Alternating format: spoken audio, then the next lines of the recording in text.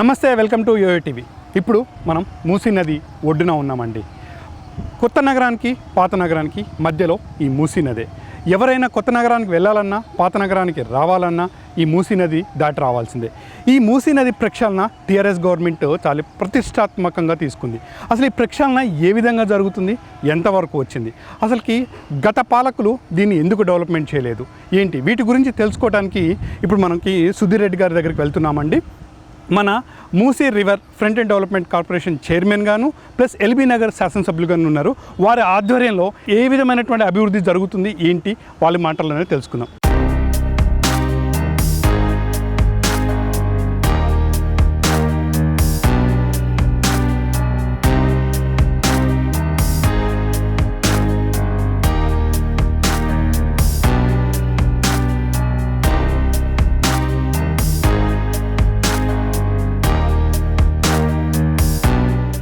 Sir నమస్తే అండి. Sir చెప్పండి, ఈ ప్రాజెక్ట్ ఏ విధంగా నడుస్తుంది, మూసీ నదికి సంబంధించినటువంటి థింగ్స్ ఏంటి? ప్రస్తుతానికి మూసీ నదిలో దాదాపు చెత్తా చెదారాన్ని తొలగించే కార్యక్రమాన్ని నిరంతరం చేస్తూ ఉన్నాం. చేసుకుంటూ టెంపరవరీగా కొంచెం మూసీ నది ప్రాంతాన్ని, ఒడ్డు ప్రాంతాన్ని అంతా కూడా బ్యూటిఫికేషన్ చేసే ప్రక్రియలో ఇప్పుడు ఈ వాకింగ్ ట్రాక్ వేస్తాం. చుట్టూ క్రోటన్స్ మొక్కలు, చెట్లు వస్తాయి, టెంపరవరీగా వస్తాయి. దాని తర్వాత సమగ్రమైన డిపిఆర్ వచ్చినాక మూసీ నదిలో రెండు వైపులా రోడ్ వేస్తాం. ఓకే, ఈ రెండు వైపులా రోడ్ వేసినప్పుడు హైదరాబాద్ ట్రాఫిక్ని డీకంజెషన్ చేసే అవకాశం ఉంటుంది.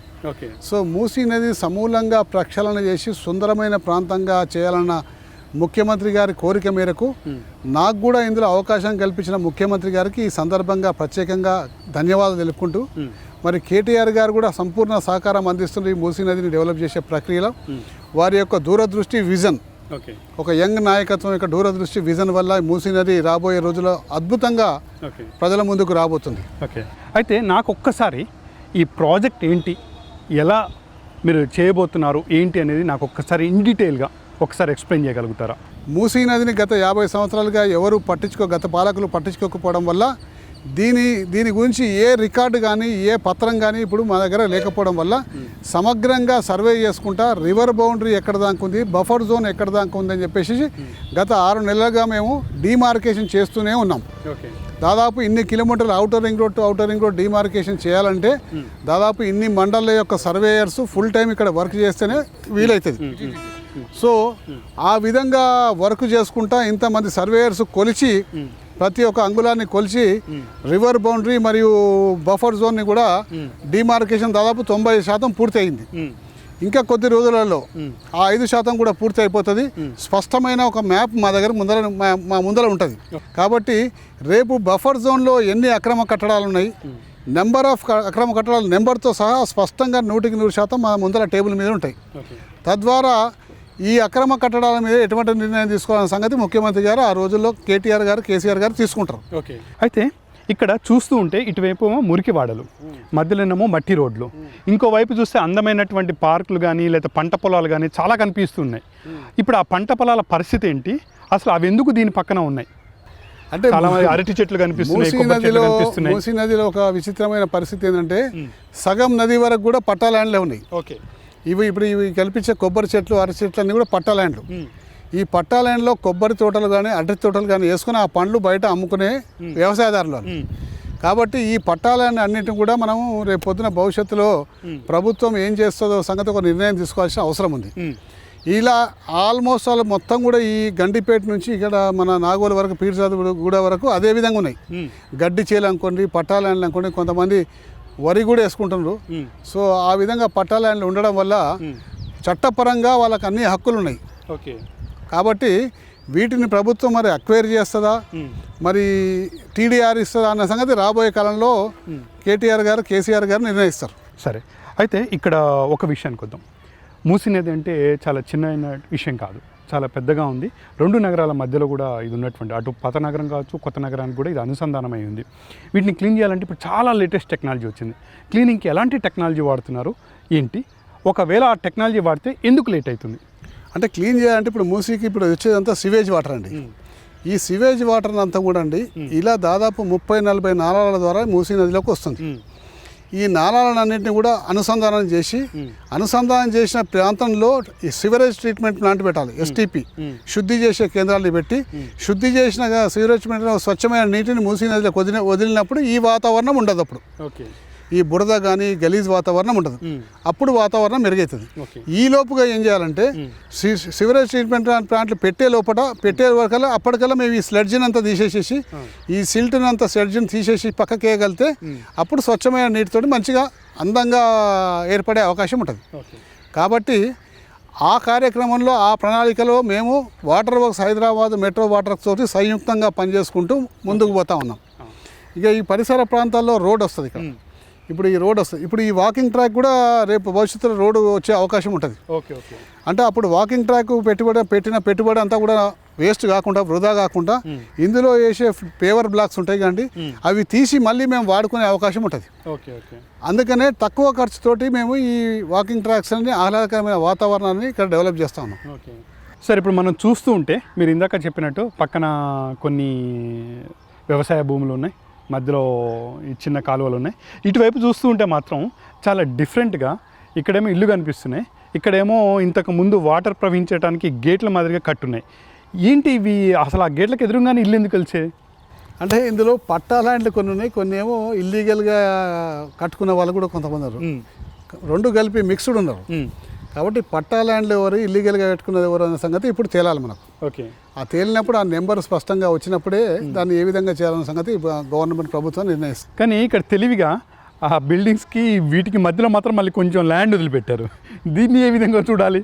అంటే ఇది ఆక్యుపై చేయలేకపోయారా లేకపోతే ఏంటి? ఇది రోడ్డు మార్గం లాగా వదిలిపెట్టారంటే మరి దీనికి ఆక్యుపై చేస్తే కష్టమవుతుందని చెప్పేసి ఈ ఇల్లు కట్టుకుని అంతా 15-20 సంవత్సరాల క్రితం కట్టుకున్నారు.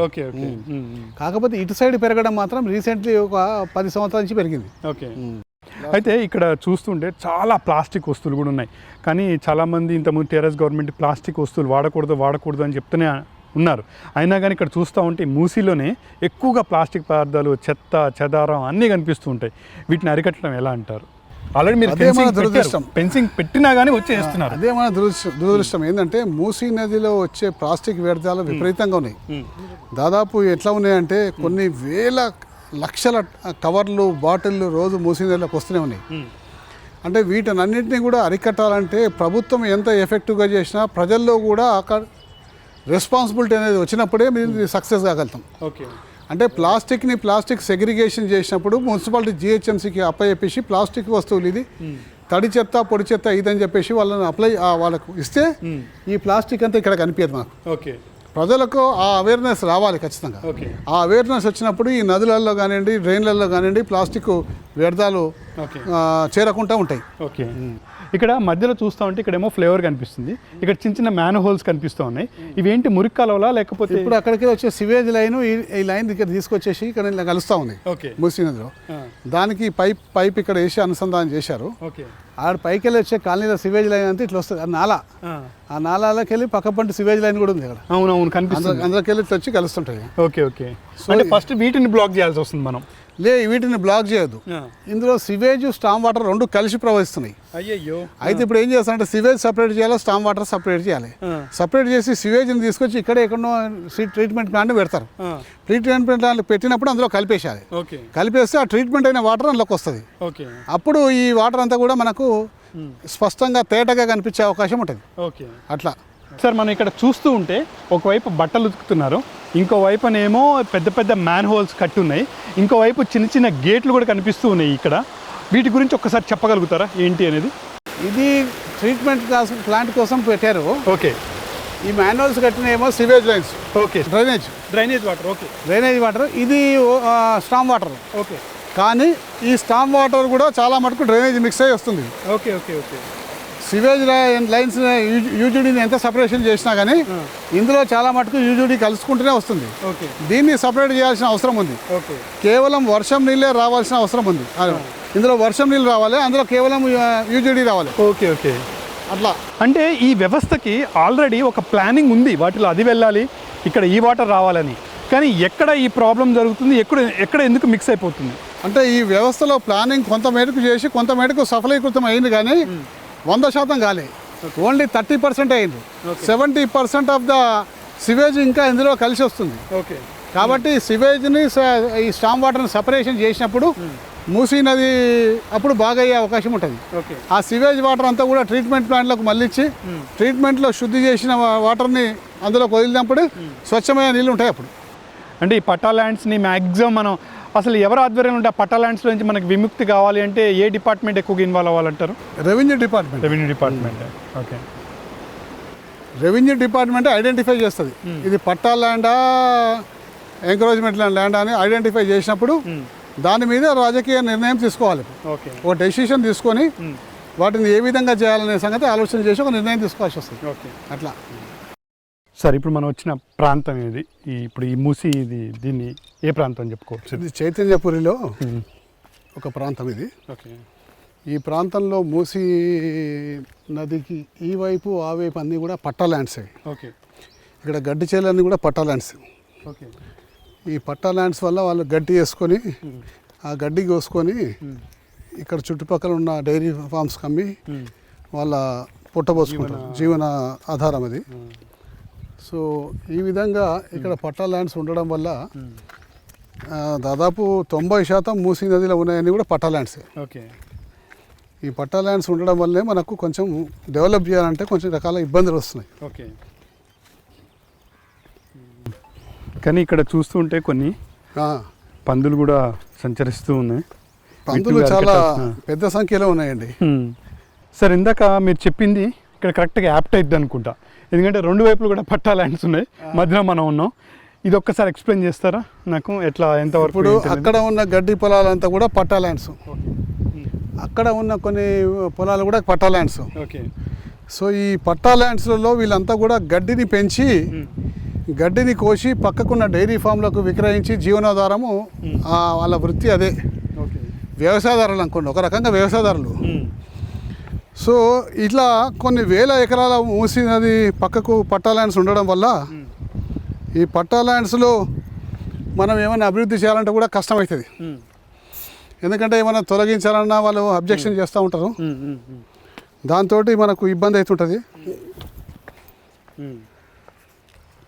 ఇక్కడ క్లియర్గా ఉంది, ఇది కూడా పట్టా ల్యాండ్ అనుకుంటా కదా? ఇది పట్టా ల్యాండ్ కాదు, అక్కడ పక్కకున్నది పట్టా ల్యాండ్. ఇక్కడ గుడి ఒకటి ఉంది, ఇది ఆ గుడి కూడా పట్టా ల్యాండ్ కాదులేండి, అది కాదు. సో మిగతా అన్నీ కూడా ఈ పక్కకు రైట్ సైడ్ లెఫ్ట్ సైడ్కి అంతా కూడా పట్టా ల్యాండ్సే. ఓకే. లాస్ట్ టైము మీరు అన్నట్టు పుడికతీత కార్యక్రమం ఈ ఫిబ్రవరిలో అయిపోతుంది అన్నారు. ఆ పనులు వేగవంతంగానే జరుగుతున్నాయా? అనుకున్న టైంకి పూర్తి అవుతాయా? అంటే ఇక్కడ పర్మనెంట్గా ఒక 365 days ఒక 2 మిషన్లను ఏర్పాటు చేసాం. ఎక్కడైనా ఏదైనా మట్టి గడ్డలు కానీ ఇది కానీ అడ్డం వచ్చినప్పుడు ఇటువంటి పూడిక తీసేసి దాన్ని పక్కకు చేసేసి ప్రవాహానికి అడ్డం వచ్చినప్పుడు రాళ్ళు రప్పలు తీసేసి క్లియర్గా చేసేసి ఎప్పటికప్పుడు నీట్గా ఉంచే కార్యక్రమాన్ని ఆ 2 మిషన్లకు అప్పచెప్పినాం. సో చెత్త చెదారం వచ్చి రాత్రిపూట డంప్ చేస్తుంటారు, వాటిని నీట్గా తీసేసి పక్కకి పంపించేసేసి మంచిగా ఆహ్లాదకరమైన వాతావరణాన్ని పెట్టాలి. కాబట్టి ఆ 2 మిషన్లు నిరంతరం 365 days వర్క్ చేస్తూనే ఉంటాయి ఇక్కడ. ఓకే. సరే, రాజశేఖర రెడ్డి గారి హయాంలో నుంచి ఇప్పటి వరకు మీ జర్నీ చాలా చాలా విధాలుగా జరిగింది. ఇప్పుడు ఆ ఎక్స్పీరియన్స్ని ఇప్పుడు టీఆర్ఎస్ ప్రభుత్వంలో ఈ మూసీ నది ప్రాజెక్ట్ని ఏ విధంగా ముందుకు తీసుకుపోతున్నారు? భవిష్యత్ ప్రణాళిక ఏంటి? అంటే కేసీఆర్ గారు నాకు ఈ అదృష్టాన్ని కల్పించింది, ఈ మూసీ నదిని బాగు చేయమని చెప్పేసి వారి ఆలోచన మేరకు నన్ను ఇక్కడ పంపడం జరిగింది. ఇది నేను అదృష్టంగానే భావిస్తున్నా. ఎందుకంటే దుర్గంధపూరితమైన మూసీని ఆహ్లాదకరంగా మార్చి ప్రజలకు కేసీఆర్ గారు ఇచ్చిన కానుక అని చెప్పి ప్రజలకు అందియడం అనేది, ఆ ప్రక్రియలో నేను భాగస్వామ్యం కావడం నా అదృష్టమే అనిపిస్తుంది. అలాగే కేటీఆర్ కూడా సంపూర్ణ సహకారం అందిస్తున్నారు. వారికి చాలా విజన్ ఉంది కేటీఆర్ గారికి. రేపు భవిష్యత్తులో మూసీ నది చాలా ఆహ్లాదకరంగా కావాలని చెప్పేసి చాలా రకాల ఆలోచనలు ఉన్నాయి. కాబట్టి తప్పనిసరిగా వాళ్ళ నమ్మకాన్ని వమ్ము కాకుండా సాధ్యమైనంత వరకు ఒక మంచి వాతావరణాన్ని ప్రజలకి అందిస్తామని చెప్పేసి ఈ సందర్భంగా నేను వాళ్ళకు కూడా చెప్పడం జరిగింది. తప్పనిసరిగా అందిస్తామన్న నమ్మకం కూడా నాకుంది. ఓకే. ఇంత పెద్ద ప్రాజెక్ట్ని ముందుకు తీసుకెళ్ళాలి అంటే ఆర్థికంగా కూడా చాలా అవసరం ఉంటుంది. వాటి ప్రణాళికలు ఏ విధంగా ఉన్నాయి? ఆర్థికంగా సంపూర్ణంగా ఖచ్చితంగా బడ్జెట్ ఇస్తామని చెప్పేసి ముఖ్యమంత్రి గారు స్పష్టంగా చెప్పడం జరిగింది. తప్పనిసరిగా ఈ ప్రాజెక్ట్ చేయాలంటే కనీసం 5-6 వేల కోట్లు ఉండాలి. 5-6 వేల కోట్లు ఒక సంవత్సరం బడ్జెట్ ఇయర్లో చేయలేము. కాబట్టి విడతల వారీగా సంవత్సరానికి 1000 కోట్లు అట్లా 500 కోట్లు ఇచ్చినా నడిచిపోతుంది. కాబట్టి 3 నుంచి 4 సంవత్సరాల లోపల అద్భుతంగా దీన్ని తీర్చిదిద్దచ్చు. ఓకే. ఇలాంటివి ఇప్పుడు మీరు చాలా బిజీ షెడ్యూల్లో ఉన్నారు కాబట్టి ఇప్పుడు మనం నాగోల్ దగ్గరికి వచ్చాము. తర్వాత మళ్ళీ ఇంకొక ఏరియా కూడా మీ కార్లో పోతూ మనం ఇంకా వేరే ఏరియాలు కూడా చూద్దాం, దాన్ని బట్టి ఎట్లా ఉన్నాయి ఏంటి అనేది.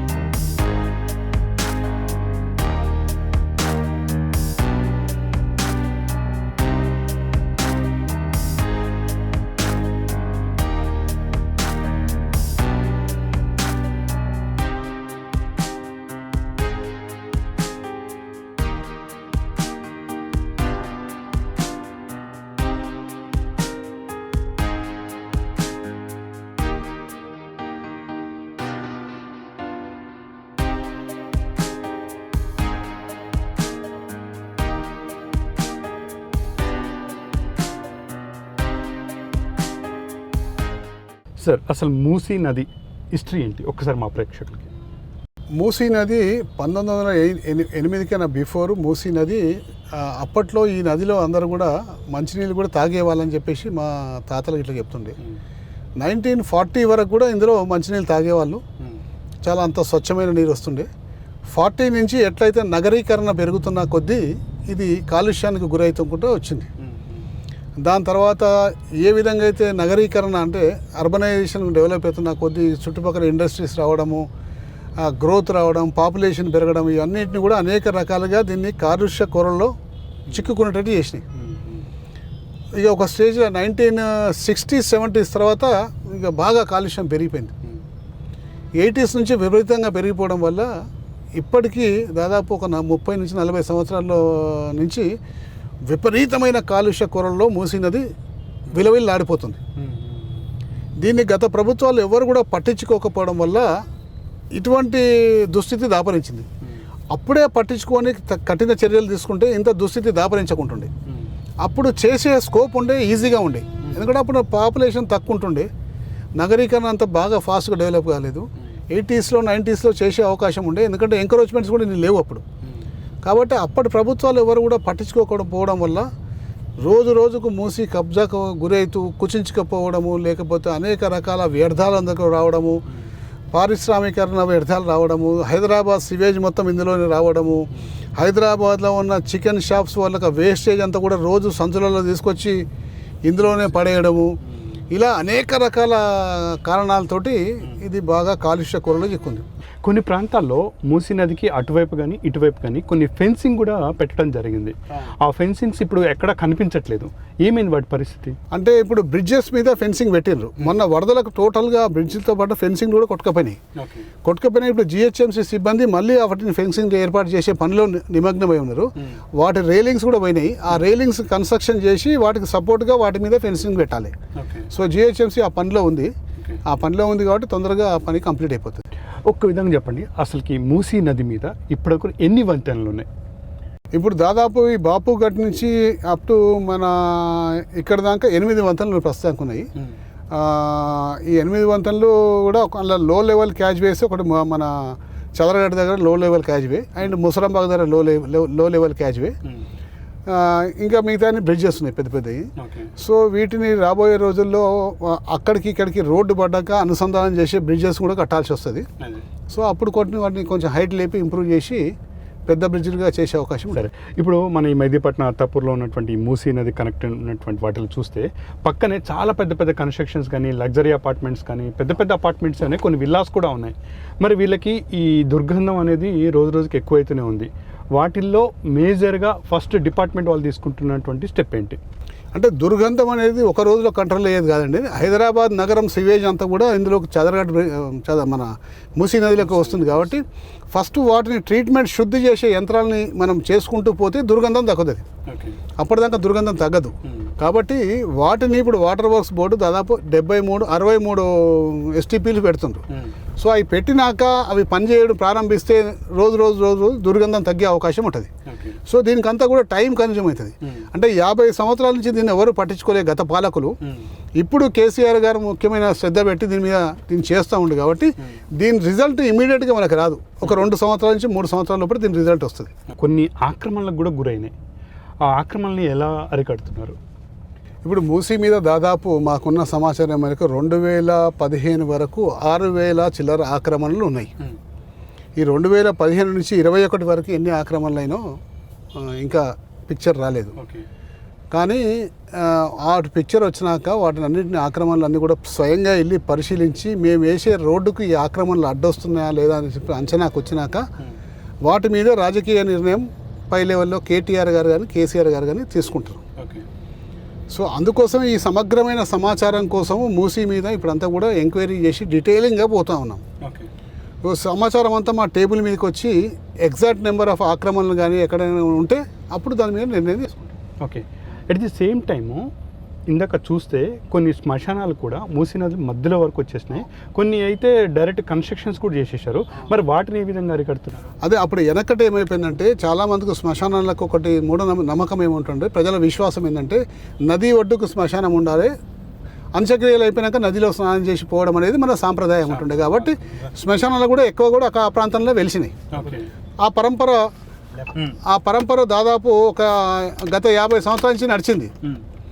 ఇప్పుడు ఏంటంటే అప్పటికి ఇప్పట్లో ప్రజల్లో కొంచెం మార్పు రావడం వల్ల ఈ శ్మశానాలన్నీ నది ఒడ్డుకుంటున్నాయి. కాబట్టి రేపు రోడ్డు డెవలప్ చేసేటప్పుడు ఈ శ్మశానాలు ఎలా అని చెప్పి ఒక ప్రశ్న వస్తుంది. కాబట్టి ప్రజల విశ్వాసాన్ని దెబ్బతినకుండా, ప్రజలకు అసౌకర్యం కలగకుండా దాన్ని మనం ఒక నిర్ణయం తీసుకుంటాం. అయితే ఇక్కడ ఇంకొకటి కూడా మనం చూడాలి. ఇందాక కొంతమందిని చూస్తే మాన్యువల్గా క్లీన్ చేస్తున్నారు, ఇంతకుముందేమో కొన్ని యంత్రాలు పెట్టి క్లీన్ చేసేవాళ్ళు. మరి ఇప్పుడు మాన్యువల్గా చేస్తున్నారా, యంత్రాలు పెట్టి చేస్తున్నారా? యంత్రంతో చేసుకుంటే కొన్ని ప్రాంతాల్లో మాన్యువల్గా చేస్తున్నాం. మేజర్గా యంత్రాలతో చేస్తున్నాము, దాని తర్వాత కొన్ని ప్రాంతాల్లో మాన్యువల్గా చేస్తున్నాం.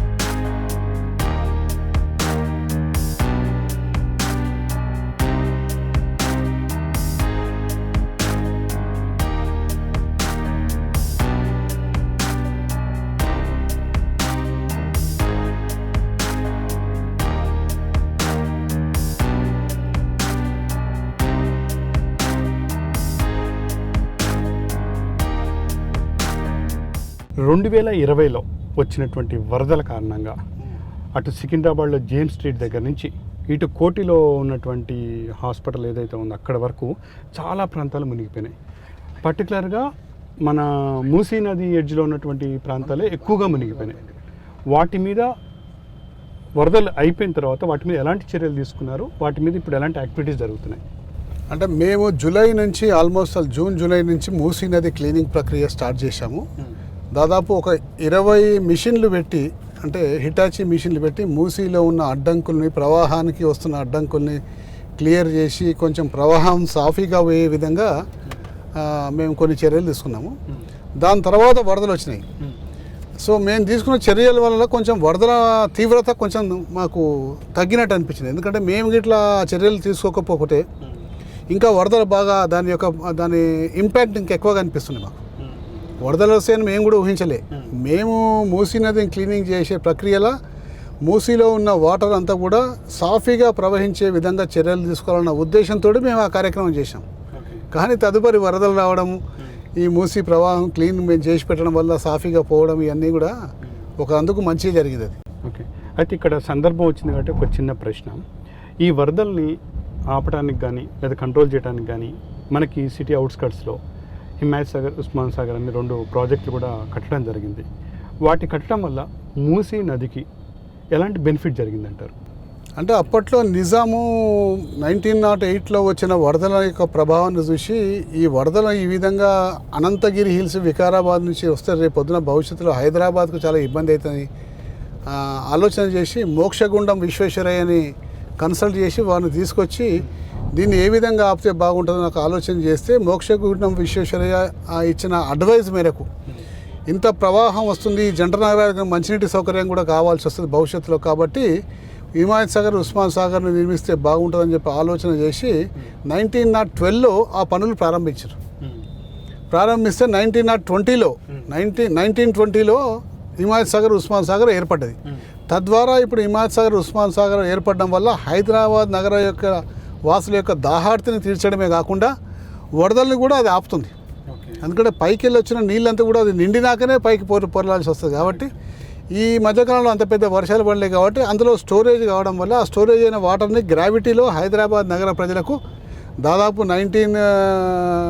2000 దాకా హిమాయత్ సాగర్ ఉస్మాన్ సాగర్ మీదే మేజర్ 80% డిపెండెన్సీ మనకు హైదరాబాద్కు దాని మీదే ఉంటుంది. ఈ 2004 తర్వాత నుంచి మాత్రం Krishna first phase, second phase, third ఫేజ్లు అనేది మెల్లగా స్టార్ట్ అయినాయి. మంజీరా నది స్టార్ట్ అయింది, సింగూరుకి వెళ్ళి పంపింగ్ స్టార్ట్ అయింది. ఇట్లా వేరియస్ సోర్సెస్ అనేది మనం ఇంక్రీజ్ చేసుకుంటూ పోయినాం. ఎట్లా జనాభా పెరుగుతుంటుంది. సో 2000 వరకు 80% గండిపేట మరి ఉస్మాన్ సాగర్ హిమాయత్ సాగర్ ఉస్మాన్ సాగర్ మీద ఆధారపడ్డాం. సో అది కట్టడం వల్ల చాలా లాభమైంది హైదరాబాద్. అయితే ఇక్కడ మొదటి దశ, రెండో దశ, మూడో దశ అంటూ స్టార్ట్ చేశారు. మొదటి దశలో నాకు తెలిసి బాపుఘాట్ నుంచి స్టార్ట్ చేశారు అనుకుంటా. చెత్త క్లీనింగ్ కావచ్చు, వర్క్స్ కావచ్చు, ఇంకేవైనా కానీ వాటి గురించి కొంచెం వివరంగా చెప్పగలుగుతారా? అంటే మనం మొదటి దశ, రెండో దశ అంటే ఏం లేదండి. మేము మూసీని టెంపరవరీగా మూసీ యొక్క ప్రాజెక్టు కట్టి రోడ్లు వేసి సుందరీకరణ చేసే వరకే 3 నుంచి 4 సంవత్సరాలు పడుతుంది. సో మూసీ నది ప్రక్రియకు టెంపరవరీగా ప్రజలకు ఇబ్బంది కలగకుండా మంచి వాతావరణం కల్పించాలన్న ఉద్దేశంతో ఈ టెంపరవరీ చర్యలు తీసుకున్నాం. అంటే మూసీలో విపరీతమైన చెట్లు, ముళ్ళ చెట్లు పెరిగేసేసి అది ఒక చాలా తిక్కు ఒక అటవీ ప్రాంతం లాగా ఉంటుండే మూసీ నది. ఫస్ట్ వాటిని అంతా కూడా క్లియర్ చేసి బుషెస్ అన్నీ కూడా కట్ చేసి క్లియర్ చేసేసి అక్కడక్కడ మట్టి కుప్పలు, రాళ్ళు, రప్పలతోటి ప్రవాహానికి అడ్డొచ్చే ప్రాంతాలను అంతా కూడా క్లియర్ చేసేసి ఒక సైడ్కి జరిపేసి ప్రవాహాన్ని సాఫీగా పోయే విధంగా చర్యలు తీసుకున్నాం. ఈ చెత్తలు, తుప్పలు తొలగించడం వల్ల దోమల యొక్క బాధ తగ్గింది కానీ మొత్తం పోలేదు. సో అప్పుడు ఆలోచన చేసామంటే మూసి దోమలకు నిలయం కాబట్టి ఎట్లాగూ చెత్త, తుప్పలు తొలగిస్తున్నాము, ఈ దోమల్ని కూడా అరికడితే కనీసం ప్రజలకు రిలీఫ్ వస్తున్న ఉద్దేశంతో దాదాపు 40 ఫాగింగ్ యంత్రాలు, 40 మందిని రిక్రూట్ చేసుకొని యాంటీ లార్వా స్ప్రేయింగ్, ఫాగింగ్ యంత్రాలు కొనుగోలు చేసి విస్తృతంగా మూసీ పరివాహక ప్రాంతంలో దోమల నిర్మూలన కోసం చర్యలు తీసుకోవడం వల్ల ఈరోజు సత్ఫలితాలను ఇస్తుంది. ప్రతి ఒక్క కాలనీ వాళ్ళు పోయిన సంవత్సరానికి ఈ సంవత్సరానికి తేడా ఏంటంటే పోయిన సంవత్సరం విపరీతంగా దోమలు ఉండే, మా దగ్గర డెంగ్యూ కేసులు కానీ మలేరియా కేసులు కానీ చాలా ఎక్కువ ఉండే. ఈసారి దాదాపు 80% తగ్గిపోయినాయని చెప్పేసి వాళ్ళు చెప్తా ఉన్నారు.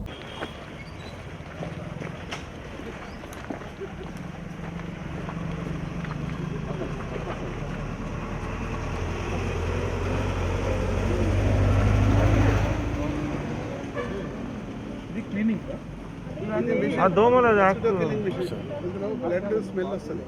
దాంట్లో మస్కిటోస్ని ఆకర్షిస్తాం. మస్కిటో వాళ్ళకి ఒకసారి పోయినప్పుడు ఇక అంతే కదా, అందుకే కొంచెం మనకి చాలా ప్రాబ్లం పోయింది. చాలా నిండిపోతుండే సంచి 2-3 రోజులకు వస్తుంది. ఎలా తిరుగుతుంది అది? ఇది మనిషి రక్తం స్మెల్ వస్తుందండి, బ్లడ్ స్మెల్ వస్తుంది. దాంతో దోమలంతా ఆకర్షించి ఒకసారి అందులో పోయిందనుకో కార్బన్ డైఆక్సైడ్ చచ్చిపోతుంది. అట్లా ఫుల్ నిండిపోతుంది. చాలాసార్లు క్లీన్ చేస్తాం. ఇది ఓన్లీ పార్క్లోనే ఉంటుందా? ప్రతి చోట ఉంటుంది. ఇది దాదాపు ఒక 200 మీటర్స్ 300 మీటర్స్ కవర్ చేస్తుంది. మొత్తం ఆ 1/2 కిలోమీటర్ మొత్తం దోమలన్నీ లాగేసి చాలా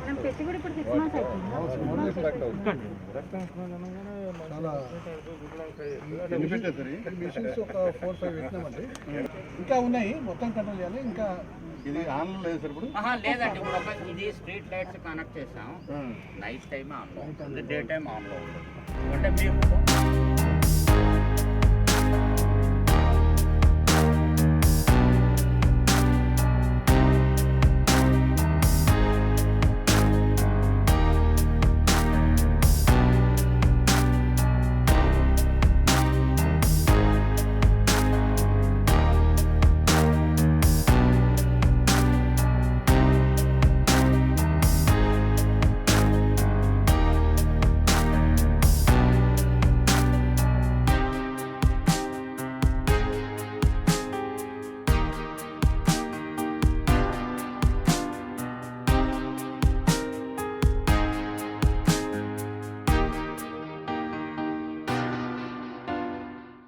మురికి నీటిని రాకుండా అడ్డుకోవటం, వాటిని శుద్ధి చేయటం, వాటిని శుద్ధి చేసిన తర్వాత పక్కన ఉన్నటువంటి పార్కుల్లో ఏవైతే వాకింగ్ ట్రాక్లు కావచ్చు, ఇంకా రకరకాల ఆలోచనలు కూడా మీ బోర్డులో ఉన్నాయి, వాటిని ఏ విధంగా చేస్తున్నారు?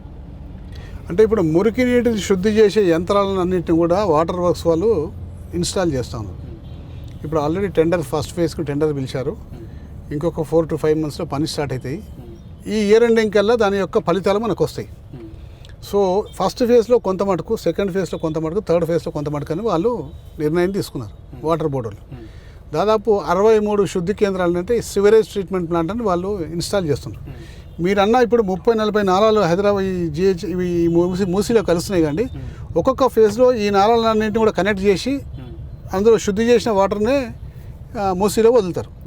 సో కంప్లీట్గా 30-40 నాలాలను అనుసంధానం చేయాలంటే కనీసం 3 నుంచి 4 ఏళ్ళ టైం పడుతుంది. సో దీని ఫలితాలంతా కూడా 100% మాకు రావాలంటే 24 డిసెంబర్ కల్లా వస్తుంది. సో 21 డిసెంబర్ కల్లా ఒక 20% వస్తుంది. అట్లా మేము ఇంక్రీజ్ చేసుకుంటూ పోతాం. వాళ్ళేమో ఆ యంత్రాలు పెడతారు. మిగతా బ్యూటిఫికేషన్, రోడ్ నెట్వర్క్, మిగతా బ్యూటిఫికేషన్ కార్యక్రమం అంతా కూడా మేము చేస్తాం. సార్, చాలామంది ఈ మూసీ నది కృష్ణా నదికి ఇంటర్లింక్ ఉందని అంటున్నారు.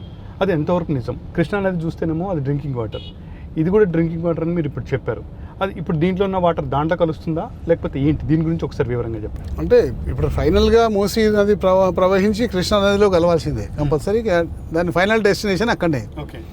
సో గతంలో ఇది స్వచ్ఛంగా ఉంటుండే, కృష్ణా నదిలో కలుస్తుంటే బాగుంటుండే. ఇప్పుడు అంతా మురికి నీళ్ళే కాబట్టి మూసీ నది ప్రవాహం ముందుకు పోతున్న కొద్దీ ఈ ట్రావెలింగ్లో వాటర్ కూడా కొంచెం ఫిల్టర్ అయిపోతుంది. రాళ్ళు రప్ప ఎంత తగిలి కొంచెం ఫిల్టర్ అయిపోయి ఇక్కడ ఉన్నంత మురికి నీళ్ళు మీరు వలిగొండకి పోతే ఉండదు. అక్కడ ఒక 50 కిలోమీటర్లు పోతే అంత ఉండదు. అక్కడికి వెళ్ళి ఇంకా కొంచెం పోతే ఇంకా కొంచెం మురికి తగ్గుతుంది. ఫైనల్గా మళ్ళీ కృష్ణా నదిలో కలుస్తుంది. కానీ రేపు రాబోయే రోజుల్లో 20, 23, 24 కల్లా హైదరాబాద్లో ఇక్కడే ఎంత సివేజ్ వచ్చినా కానీ 2000 MLD సివేజ్ ట్రీట్మెంట్ ప్లాంట్ని ఈ వాటర్ బోర్డు వాళ్ళు ఇన్స్టాల్ చేయబోతుంది. కాబట్టి ప్రతి బొట్టు వాటర్ ఎక్కడ కూడా మూసీలో కలిసే ప్రతి బొట్టు కూడా ట్రీట్మెంట్ అయి స్వచ్ఛంగా మూసీ నదిలోకి వస్తుంది. కాబట్టి అప్పుడు స్వచ్ఛమైన నీరు మూసీలో ఉంటుంది. దాంతో అక్కడ పరిసర ప్రాంతాలని కూడా మేమంతా కూడా సుందరీకరణ చేస్తున్నాం. కాబట్టి మూసీ నది ఒక ఆహ్లాదకరమైన వాతావరణంగా డెవలప్ కాబోతుంది. ముఖ్యమంత్రి గారి కల మేరకు ముఖ్యమంత్రి గారు చాలా ఇంట్రెస్ట్ పెడుతుంది కాబట్టి ఆయన అనుకున్న మేరకు ఇది బ్రహ్మాండంగా రాబోతుంది. అయితే ఒక విధంగా చూసుకుంటే గత 50 సంవత్సరాల్లో ఎక్కడ చూసినా కానీ ఎప్పుడు దీని గురించి పట్టించుకున్న పాలకులు కానీ ఎక్కడ కానీ అంత డెవలప్మెంట్ జరగలేదనే కొంతమంది వాదన. నిజమేనా ఆ విషయం? ఎస్, 100% నిజమండి. ఎందుకంటే కాంగ్రెస్ హయాంలో, టీడీపీ హయాంలో నందనవనం అని చెప్పేసి ఒక ప్రాజెక్టు పెట్టేసి మూసి సుందరీకరణ చేద్దామని ఒక ప్రయత్నం ప్రారంభించారు. కానీ దానికి ఆలోచన, ఒక విధానం లేకుండా, సమగ్రమైన అధ్యయనం లేకుండా మూసీ నదిలో చిన్న కట్టడం కట్టి సీవేజ్ వాటర్ పోతంకు ఒక 10x10 డ్రైన్ కట్టి వదిలేశారు. ఇంత పెద్ద మూసీ నదికి 10x10 డ్రైన్ కడితే ఎందుకు పనికి రాకుండా దాని డబ్బులు వృధా అయిపోయినాయి. ఆ పనుల వల్ల ఎటువంటి ఉపయోగం లేకుండా అయిపోయింది. అలాగే కాంగ్రెస్ హయాంలో ప్రభుత్వంలో కూడా ఇక్కడ హైకోర్టు బ్యాక్ సైడ్ మనకు చిన్న ఫ్లోటింగ్ బ్యారియర్ కట్టారు. పట్టి కొంచెం ప్రయత్నం చేశారు. కానీ దాని మీద సమగ్రమైన అధ్యయనం లేదు. ఎక్కడో ఒక ప్రాంతంకో లేకపోతే ఒక కిలోమీటర్కు చేస్తే మూసి బాగుపడేది కాదు. సమగ్రమైన స్ట్రెచ్ని అధ్యయనం చేసి సివరేజ్ ట్రీట్మెంట్, ఆ మూసీ నదిలోకి వచ్చే సివరేజ్ వాటర్ అంతా కూడా ట్రీట్మెంట్ అయిన స్వచ్ఛమైన వాటర్ని మూసీలోకి తీసుకొచ్చినప్పుడే దాన్ని మనం ఏమన్నా మంచిగా సుందరీకరణ చేయగలుగుతాం.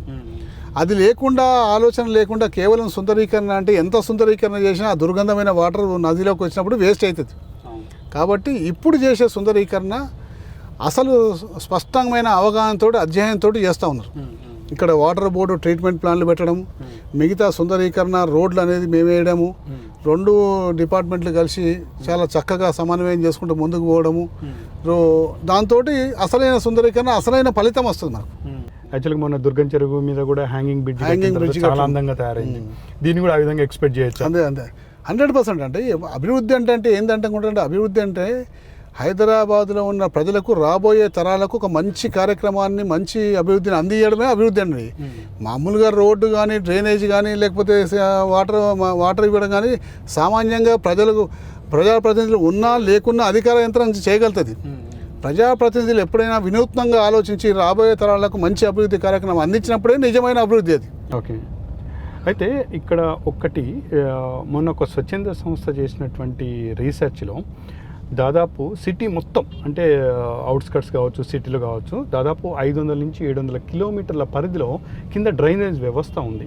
ఈ డ్రైనేజ్ వ్యవస్థ ఇలా ఉన్నప్పుడు వీటికి ఇంటర్లింక్స్ ఎక్కడో దిక్క ఈ మూసీ నదికే కనెక్ట్ చేయబడి ఉన్నాయి. మరి ఇంత కష్టతరమైనటువంటి వాటిని మీ ప్రాజెక్ట్లో ఏ విధంగా తీసుకొని డెవలప్మెంట్ చేయాలనుకుంటున్నారు? అంటే ఇప్పుడు హైదరాబాద్లో ఉన్న ఎక్కడ వర్షం పడ్డా ఎక్కడ లేకపోతే డ్రైనేజ్ సివేజ్ వాటర్ అంతా కూడా ఫైనల్గా కలిసేది మూసీలో కలుస్తుంది. ఒక షేర్లింగంపల్లి దాదాపు 70% నియోజకవర్గం అటు గోదావరి బెల్ట్కి పోతుంది, మిగతా 30% నియోజకవర్గం ఇటు వస్తుంది. సో అల్టిమేట్లీ మూసీ నదిలోకి వస్తున్న సివేజ్ వాటర్ వస్తుంది కాబట్టి ఈ సివేజ్ వాటర్ వచ్చే పాయలన్నింటినీ కూడా కలిపి ఆ కలిపిన దగ్గర సివరేజ్ ట్రీట్మెంట్ ప్లాంట్ ఎస్టాబ్లిష్ చేస్తాం. సో ఈ సివేజ్ అంతా కూడా ఆ ట్రీట్మెంట్ ప్లాంట్లోకి వెళ్ళి శుద్ధి చేసినాక క్లీన్ వాటరే మూసీలకు వస్తాయి. ఇప్పుడు తద్వారా మూసీ వాతావరణము మెరుగయ్యే అవకాశం ఉంటుంది. సో ఆ విధమైనటువంటి ప్రణాళిక వాటర్ బోర్డు చేస్తూ ఉంది. మిగతా రోడ్డు కానివ్వండి లేకపోతే ల్యాండ్స్కేపింగ్ కానివ్వండి ఆ ప్రాంతంలో ఉన్న సుందరీకరణ పనులు కానివ్వండి మేము మూసీ రివర్ ఫ్రంట్ డెవలప్మెంట్కి వెళ్ళి మేము చేస్తూ ఉన్నాం. కాబట్టి దీని స్వరూపం అంతా మారిపోతుంది. ఫస్ట్ మురికి నీళ్ళు అందులో వచ్చే విధంగా మనం అరికట్టగలితే మిగతా అంతా కూడా ఈజీ అయిపోతుంది. ఓకే. ఈ మూసీ నదిని చూసుకుంటే మొత్తం ఎన్ని కిలోమీటర్ల పరిధిలో ఉంటుంది మనకి? దాదాపు అనంతగిరి నుంచి మూసీ నది కృష్ణా నదిలో కలిసే వరకు దాదాపు 160 కిలోమీటర్లు ఏమో ఉంటుందండి. ఓకే. రఫ్గా 100 కిలోమీటర్ల పైగానే ఉంటుంది. 100 కిలోమీటర్ల పైన ఉంటుంది. అయితే ఈ 100 కిలోమీటర్ల పైగా ఉండేటువంటి మూసీ నదిలో మేజర్ ఏరియాస్ చాలా రద్దీ ఏరియాలోనే ఉన్నాయి. ఇప్పుడు ఒకటి చూసుకుంటే ఇమ్లీ బస్ స్టేషన్ కావచ్చు, లేకపోతే మన ఓల్డ్ సిటీలో కావచ్చు, పురాణపూల్ బ్రిడ్జ్ కావచ్చు, ఎక్కడైనా కానీ ఇవి 22 కిలోమీటర్గా దీన్ని మనం సెగ్రిగేట్ చేసాం. అంటే మేజర్ హైలీ డెన్స్లీ పాపులేటెడ్ ఏరియాలో ఉన్న మూసీ నదిని 22 కిలోమీటర్లుగా పరిగణిస్తున్నాం. బాపు ఘాట్ నుంచి నాగోల్ వరకు బాగా జనాభా ఉన్న ప్రాంతం. ఓకే. ఓకే. ఫస్ట్ దీన్ని డెవలప్ చేయాలి. ఎందుకంటే ప్రజలంతా కూడా కొన్ని లక్షల మంది దాన్ని వాడేది, అక్కడ పరిసరాలు పోయేది. దాదాపు మూసీలో వచ్చే సివేజ్ వాటర్ దాదాపు 85-90% ఈ 22 కిలోమీటర్ స్ట్రెచ్లనే వస్తుంది. 85-90%. మిగతా 10% దీని పైన అనుకోండి, కింద అనుకోండి, అట్లా వస్తుంది.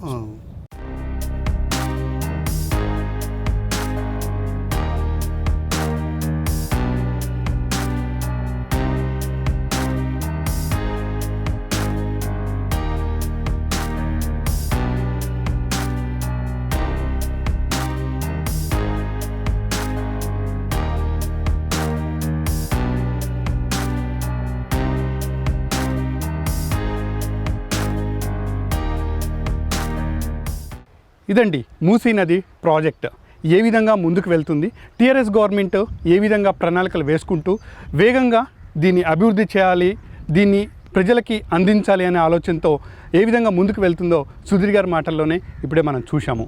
అయితే ఫ్యూచర్లో ఈ మూసీ నదిని రక్షించుకోవాల్సిన బాధ్యత మనందరి మీద కూడా ఉందండి. ఇది ఒక ప్రభుత్వాందే కాదండి, ప్రతి ఒక్కరు బాధ్యత తీసుకుంటేనే ఈ ప్రాజెక్టు శరవేగంగా ముందుకు పోతుంది. దీనిలో ప్రతి ఒక్కళ్ళు పాత్రదారులు అవుతారని ఆశిస్తున్నాం. నమస్తే.